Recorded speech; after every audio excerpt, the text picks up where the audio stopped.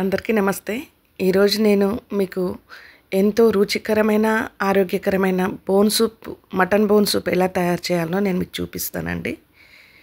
ఇది మనకు డాక్టర్లు కూడా సజెస్ట్ చేస్తుంటారు. అంటే ఇది తింటే తొందరగా శక్తి, ఆరోగ్యము 2 వస్తాయని.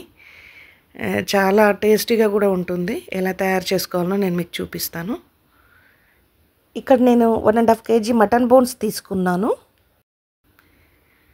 2 ఉల్లిపాయలు, 8 పచ్చిమిరపకాయలు తీసుకున్నాను, కట్ చేసి పెట్టుకున్నాను. ఒక కుక్కర్ బౌల్ తీసుకొని ఒక 3 గంటల నూనె తీసుకున్నాను నేను.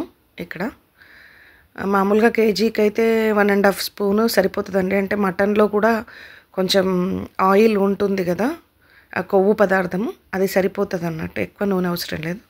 ఇప్పుడు ఇందులో నూనె వేడి చేసిన తర్వాత బిర్యానీ ఆకు, బిర్యానీకి సంబంధించిన అన్ని మసాలాలు వేసుకోవాలి. అనాస పువ్వు, భోజువారి పత్త, మరాఠీ మొగ్గ, దాల్చిన చెక్క, ఇలాచి, లవంగ, జాపత్రి, ఇట్లా అన్ని చిన్న చిన్న క్వాంటిటీ వేసుకుంటుండాలండి. అన్నీ వేసుకొని మంచిగా గోలించుకోవాలి. ఈ మసాలాల ఫ్లేవర్ కొంచెం కొంచెం ఆ సూపుకి బట్టి చాలా బాగుంటుందండి.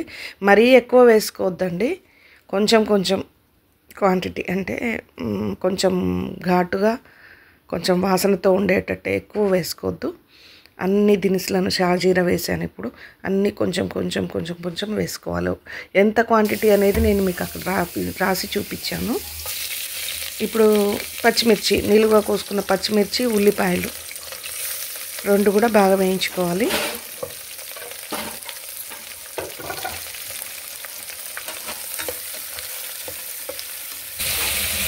బాగా వేగిన తర్వాత జింజర్ గార్లిక్ పేస్ట్, ఇది కూడా పచ్చివాసన పోయేంత వరకు వేయించుకోవాలండి.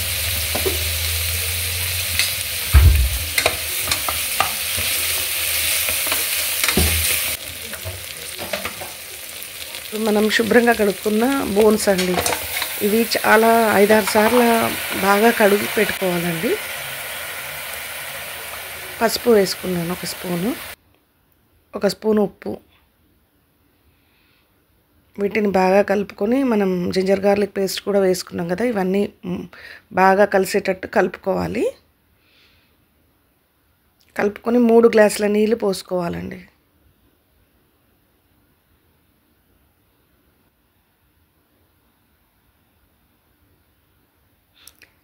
వాటర్ పోసుకున్న తర్వాత ఇప్పుడు 1 స్పూన్ కారము, 1 స్పూన్ కారం వేసుకోవాలి. కలుపుకొని మూత పెట్టి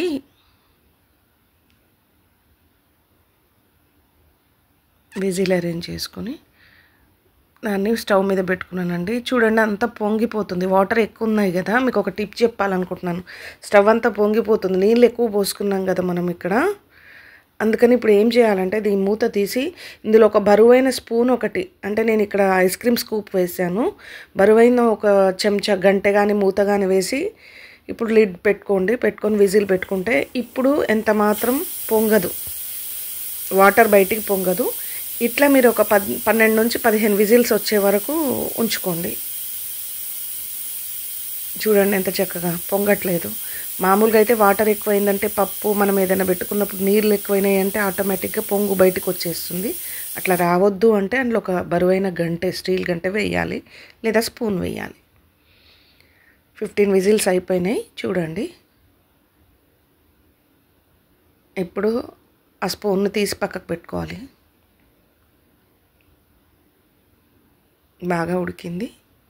బోన్స్తో ఉన్న ముల్గా మటన్ కూడా బాగా ఉడుకుతాయి. ఇప్పుడు దీన్ని ఇందులో పట్టదు కనుక నేను వేరే బౌల్లో వేసేసుకుంటున్నాను. మళ్ళీ ఇంకా ఎక్కువ వాటర్ వేయాల్సి ఉంటుంది. మీకు మామూలుగా తక్కువ క్వాంటిటీ తీసుకుంటే ఆ కుక్కర్ గిన్నెలోనే నీళ్ళు పోసుకుంటే సరిపోతుంది. ఇక్కడ మొత్తం 6 గ్లాసుల నీళ్ళు మళ్ళీ తీసుకున్నానండి అందులోకి. ఇందాక 3 గ్లాసుల నీళ్ళతో ఉడకబెట్టుకున్నాం కదా, ఆల్మోస్ట్ ఆ వాటర్ అంతా ఇంకిపోతుంది. ఇప్పుడు మళ్ళీ 6 గ్లాసుల నీళ్ళు పోసుకోవాలి అందులో.